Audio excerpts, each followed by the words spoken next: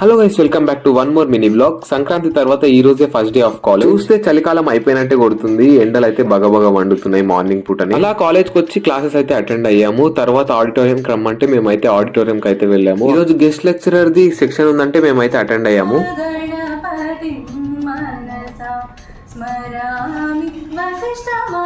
Guest lecturer topic వచ్చేసి finance fitness for business. ఈ lecturer section అయితే 1.5 hours అవుతుంది. నేను క్లాసెస్ చక్కగా విన్నాను. అలాంటివి మమ్మల్ని తెచ్చి ఈ సెక్షన్ లో అయితే పడేశారు. అంతసేపు లెక్చర్ విన్నాక నాకైతే ఆకలి కొద్దిగా ఎక్కువనే వేసింది. సో నా లంచ్ బాక్స్ అయితే కంప్లీట్ చేశాను.